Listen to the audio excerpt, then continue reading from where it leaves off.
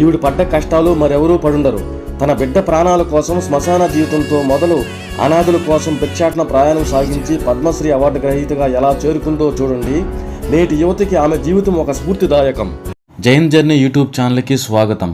మా దృశ్యాలను వీక్షిస్తున్న ఎందరో మహానుభావులకి అందరికీ వందనాలు. చూడండి, ఇప్పుడు జరుగుతున్న ఆత్మహత్యలకు అనేక కారణాలు కావచ్చు, కానీ కారణం ఏదైనా నీలో ఉన్న శక్తిని, ధైర్యాన్ని, టాలెంట్ని, పట్టుదలని సూసైడ్ అనే ఆలోచనతో గుర్తించక బాధలకి, కష్టాలకి, అవమానాలకి, అపజయాలకి తట్టుకోలేక పిరికితనంతో నిత్యం నీ చుట్టూ ఉన్న బంధాలని, హృదయాలని గాయపరుస్తూ ప్రాణాలు విడుస్తున్నావు. కానీ ఒక్కసారి నీలో ఉన్న పిరికితనాన్ని, నీలో నుంచి నువ్వు బయటికి రా. నువ్వేంటో, నీ సత్తా ఏంటో 10 మందికి ఆదర్శంగా నిలుస్తావు. ఇదంతా ఎందుకు చెప్తున్నానంటే ఇప్పుడు మీరు చూడబోయే వీడియోనే అందుకు ఉదాహరణ. ఇప్పుడు మీరు చూస్తున్న ఆవిడ పేరు సింధూతాయ్ సప్కాల్. ఆమె పడిన కష్టాలు మరెవరూ పడుండరు. ఎందుకంటే 10 మంది అనాథ పిల్లలకు ఆకలి తీర్చడానికి భిక్షాటన మొదలుపెట్టి ఎన్నో కష్టాలను, ఒడిదుడుకులను ఎదుర్కొని పద్మశ్రీ అవార్డు గ్రహీతగా ఎదిగే వరకు ఆమె జీవితం పుట్టిన దగ్గర నుండి ఎలా మలుపు తిరిగిందో చూడండి.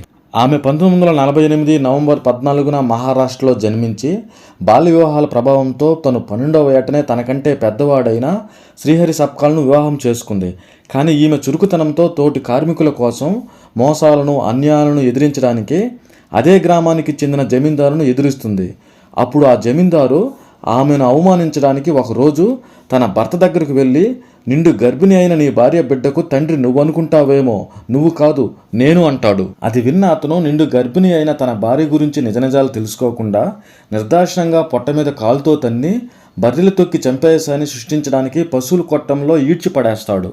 అప్పుడు ఆమె పశువుల మధ్య బిడ్డకు జన్మనిస్తుంది. ఆ బిడ్డను పశువులు ఎక్కడ తొక్కేస్తాయనని బిడ్డకున్న బొడ్డు పేగును తెంచకుండానే ఆ రాత్రి సమయంలో దూరంలో ఉన్న శ్మశానంలోకి చేరుకొని బిడ్డను ఒక చేతితో పట్టుకొని మరొక చేతితో పొదునైన రాయి తీసుకొని ఒక బండకి ఆనుకొని తనకి బిడ్డకి ఉన్న బొడ్డు ప్రేగును 16 సార్లు పటీమని కొట్టి ఎంతో నొప్పిని అనుభవిస్తూ తెంచుతుంది. తరువాత ఆమె చలికి తట్టుకోవడానికి పాడెల దగ్గర వదిలేసిన చనిపోయిన వాళ్ళ బట్టలను ఆమె ఒంటిపై కప్పుకుంటుంది. అంతేకాకుండా బిడ్డకు పాలివ్వడం కోసం తను నీరసంగా ఉండేసరికి శక్తి తెచ్చుకోవడం కోసం ఆ శ్మశానంలో వదిలేసిన పిండాలను, పిండి పదార్థాలను రొట్టెలుగా చేసుకొని కాలుతున్న చితి మంటలపై రొట్టెలు కాల్చుకొని తను తిని బిడ్డకు పాలిస్తుంది. తను మరలా ఏదో ఒక రోజు ఊరు వాళ్ళ కంట పడతానేమోనని, అది తెలిసిన భర్త మరలా వచ్చి తనని, తన బిడ్డని ఎక్కడ చంపేస్తాడేమోనని అక్కడి నుంచి బయలుదేరి పుట్టిల్లైన తల్లిదండ్రుల దగ్గరికి చేరుతుంది. వాళ్ళు కూడా అసహించుకుని ఇంటి నుంచి గెట్టేస్తారు. ఇటువంటి చీదరింపులు, అవమానాలు భరించలేక నేను నా బిడ్డ బతకడం అనవసరం అని బిడ్డను వీపుకు కట్టుకుని రైల్వే ట్రాక్ మీద వస్తున్న రైలుకు ఎదురెళ్తుంది. ఆ సమయంలో అటు పక్కనే ఓ వృద్ధుడు ఆకలి కేకలు, అమ్మ, అయ్యా, కాపాడండి, బ్రతికించండి అనే రోదనను ఆమెకు వినిపిస్తాయి. అప్పుడు ఆమె పక్కకు వచ్చి, మనం మళ్ళీ చనిపోదాం, ముందు ఆ పెద్దాయన్ని బ్రతికిద్దాం అని చీర కొంగులో దాచి ఉన్న రొట్టెను ఇస్తుంది. అది తిన్న అంతటి పెద్ద ఆయన చిన్న వయసు కలిగిన ఆమె కాళ్ళ మీద పడి, నా ఆకలి తీర్చావు, నన్ను బతికించావు, నువ్వు దేవతవు అమ్మా అని నమస్కరించేసరికి ఒక్కసారిగా ఆమె మనసు చలించిపోతుంది. ఆ క్షణమే డిసైడ్ అవుతుంది, నేను పుట్టింది చావడం కోసం కాదు, 10 మందిని బతికించడం కోసం అని. అప్పటి నుంచి ఆమె కంటికి ఆకలితో కనిపించే ప్రతి అనాథ పిల్లలందరినీ హక్కున చేర్చుకొని వాళ్ళకి తిండి పెట్టడం కోసం రైళ్లలో పాటలు పాడుతూ భిక్షాటన చేసి వాళ్ళకి తిండి పెట్టి చదివించేది. చివరికి తన బిడ్డ మీద ప్రేమతో అనాథ పిల్లలను ఎక్కడ సరిగా చూసుకోలేమోనని తన బిడ్డని ఒక ఆశ్రమంలో చేర్చి తన భిక్షాటన చేస్తూ అంచులంచులుగా ఎదిగి సుమారు 1000 మందికి పైగా అనాథ పిల్లలకు తల్లిగా మారి అన్నీ తానై తిండి పెట్టి చదివిస్తూ వాళ్ళను ఉన్నత స్థాయిలో నిలబెడుతుంది. వాళ్ళంతా ఈరోజు IAS, IPS, కలెక్టర్లుగా, డాక్టర్లుగా, ఇంజనీర్లుగా, టీచర్లుగా స్థిరపడ్డారంటే అంత మామూలు విషయం కాదు. ఇదంతా తెలుసుకున్న అక్కడి ప్రభుత్వం కొన్ని సంస్థలు ఆమెను గౌరవించడం, సత్కరించడం, విరాళాలు ఇవ్వడం మొదలుపెట్టారు. ఆమెకు వచ్చిన రివార్డులు, అవార్డులు చూస్తే మైండ్ బ్లాక్ అయిపోద్ది. 750కి పైగా సత్కారాలు, ముఖ్యంగా శివలీల మహిళా గౌరవ award, Rajaiah award, Sahyadri award, 2010లో అహల్యాబాయి హాల్కర్ అవార్డు, 2013లో మదర్ తెరిస్సా అవార్డు, 2017లో భారత ప్రభుత్వ మహిళా శిశు అభివృద్ధి మంత్రిత్వ శాఖ ద్వారా నారీ శక్తి పురస్కారం, చివరగా 2021లో పద్మశ్రీ అవార్డు. ఇలా చెప్పుకుంటూ పోతే అనేకం. ఇలా ఆమె కీర్తి ప్రతిష్టలతో వెలుగొందుతున్న సమయంలో యాదృచ్ఛికమనాలో, మిరాకిల్ అనాలో, కర్మఫలం అనాలో తెలియదు కానీ ఒకరోజు తన ఆశ్రమం దగ్గరికి 80 ఏళ్ల వృద్ధుడు వచ్చి అమ్మ ఆకలి అని రోధిస్తూ వేడుకుంటాడు. అప్పుడు ఆమె మురికి బట్టలతో ఉన్న ఆ పెద్దాయన్ని ప్రేమగా పలకరించి ఇక్కడ కూర్చోండని తన ఆకలి బాధ తీరుస్తుంది.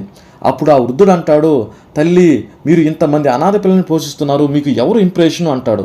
అప్పుడు ఆమె అంటుంది, నాకు ఎవరు ఇంప్రెషన్ లేరు. ఒకరోజు నా భర్త నా మీద నిందేసి 9 నెలల నిండు గర్భిణి అని చూడకుండానే కాలుతో కడుపు మీద తన్ని పశువుల చేత తొక్కి చంపేయాలని పశువుల కొట్టంలో పడేస్తాడు. అక్కడి నుంచి తప్పించుకుని ఎన్నో కష్టాలు పడి చనిపోవాలనుకున్నాను.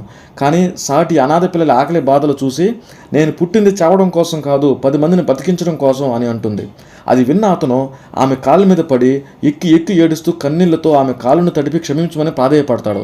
ఇప్పుడు మనకి అర్థమయ్యే ఉంటుంది అతను ఎవరనేది. అతనే సింధుతాయ్ సప్కాల్ భర్త శ్రీహరి సప్కాల్. కానీ ఆమె గుర్తిస్తుంది వచ్చిన వృద్ధుడు తన భర్తేనని. కానీ తెలియనట్టుగా ఆదరించి ఆకలి తీరుస్తుంది. అప్పుడు ఆమె అతనితో ఇలా అంటుంది, ఆ రోజు మీరు అలా బయటికి గెట్టకపోతే ఈ రోజు నేను ఇంతమంది అనాథ పిల్లలకు తల్లి అయ్యేదని కాదు అని గర్వంగా చెప్తుంది. అయినా మీరు ఇది చిన్నపిల్లలు ఉండే ఆశ్రమం, మీరు ఇక్కడ కాదు ఉండాల్సింది అని వృద్ధాశ్రమంలో చేరుస్తుంది. అలా ఆమె జీవిత కథ ఆధారంగా కూడా 2010లో మరాఠీలో మీ సింధుతాయ్ సప్కాల్ బోల్టే అనే పేరుతో బయోపిక్ సినిమా కూడా వచ్చింది. అలా ఆమె సమాజానికి చేసిన సామాజిక సేవ ప్రతి ఒక్కరిని కదిలిస్తూ, ఆమె ఆప్యాయత అనురాగాలను పొందిన ఎంతోమంది అనాథ పిల్లల గుండెలను పిండేస్తూ గుండెపోటుతో జనవరి 4, 2022న పూణే, మహారాష్ట్రలో మరణిస్తుంది. ఇది ఫ్రెండ్స్, డిప్రెషన్లో ఉండి జీవితంపై నిరాశ కలిగి చావడానికి సిద్ధమైన ఒక మహిళ ధైర్యాన్ని తెచ్చుకొని ఆత్మస్థైర్యంతో ముందుకెళ్ళి ఈరోజు ఎవ్వరికీ అందనంత ఎత్తులో కీర్తి ప్రతిష్టలతో వెలుగొందుతూ సమాజంలో సాటి వ్యక్తులతో సహృదయంతో మెలగాలని ఆదర్శంగా నిలుస్తూ నేటి యువతకు స్ఫూర్తిదాయకంగా నిలిచిన మహోన్నతమైన గొప్ప మహిళామూర్తి శ్రీమతి సింధుతాయ్ సప్కాల్ గారు. ఇటువంటి గొప్ప వ్యక్తుల గురించి మీకు తెలిపే అదృష్టం నాకు కలిగిందని గర్విస్తున్నాను. సో ఈ వీడియో అనేది మీకు నచ్చినట్లయితే జస్ట్ లైక్ చేయండి చాలు. మరలా మీకోసం మన భారతదేశంలోనే మరొక ఆదర్శవంతమైన గొప్ప వ్యక్తితో మీ ముందుకు వస్తాను. అంతవరకు సెలవు, ధన్యవాదాలు.